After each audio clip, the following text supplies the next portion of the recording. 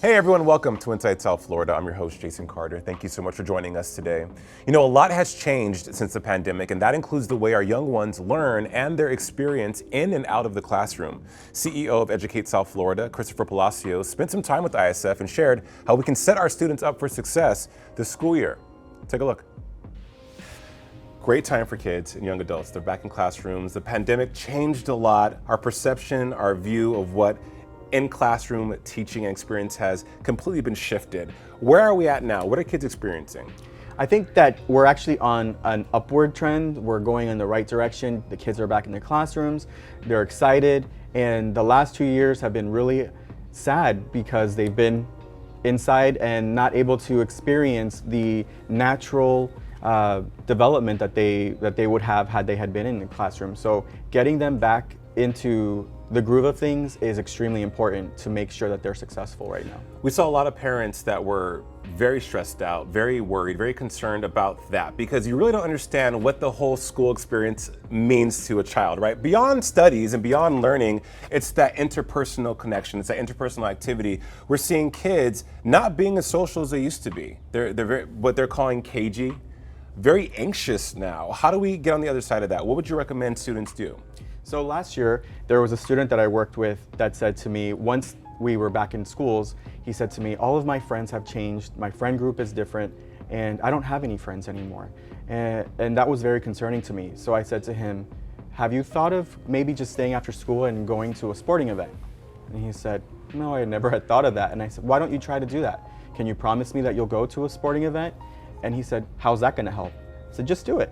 So he goes and he tells me, I went to the sporting event and all of a sudden people were talking to me and asking me why I was there, and I started to make new friends. And I said, exactly, that's the point. You gotta get yourself out there. I think people from older generations know what that's about, what getting yourself out there is. We don't do that as much anymore, but we have that experience, so we can give that knowledge to the children and let them know, hey, just go out there, just have a conversation with somebody, and I promise you it won't be as bad as you think. Right, do you think social media has really had its hooks in why kids aren't more social? I definitely think that social media plays a role in all of this, and what I think parents should do is limit their children's access to social media, because you will end up being more of an introvert because you can find everything that you need by communicating with people through those means. It's the gift and the curse. That's a whole other segment we're gonna have you back for, but the teacher shortage, I read an article last week about how it's dangerously low. What is the situation looking like here in South Florida in regards to the lack of educators that are available for our students? There is a major problem with that, and what will happen when you don't have enough teachers in the classroom is that the students will suffer because the teacher-student ratio keeps going up. And the more students that we have in any classroom, the less amount of time any person can spend with an individual student. So that means that you're lowering the quality of the education. So it's very important that we attract these teachers, we bring them back into the classroom, and we do things, we create programs to help people get into education. I suggest that students that are interested in going into education have that paid for, so that they don't have to worry about what they're gonna, a student loan even, when they graduate. And by freeing up that for people, they can then feel confident to move into the teacher workforce, not burdened, and feel gracious and happy to work with students.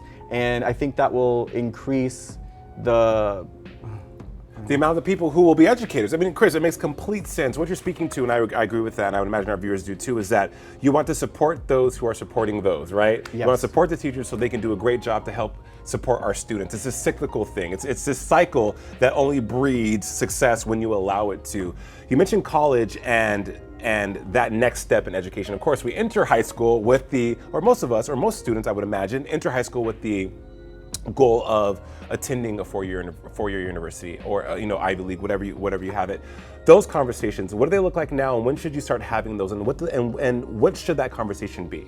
Well, one thing that I definitely think should happen is that conversation should begin at a younger age than most parents think. I say 7th to 8th grade, because that's when students start making the decision of whether they want to go to college or whether they want to go to a technical school, what they want to do. So having that conversation with them early sets them up to start thinking about it for when 9th grade happens. That's when they really start getting into making sure that they have the right test scores, that they set themselves up with good grades at the beginning of the school year, at the beginning of their high school career. And by having that conversation early, you can kind of nip any kind of insecurity that your child might have by having that conversation. Yeah. And then making sure that they're set up for whatever success that they, making sure that they're set up for whatever difficulty they may have, that you're addressing those concerns with them. CEO of Educate South Florida, Christopher Palacios, great conversation. Thank you for your time on ISF today. Thank you.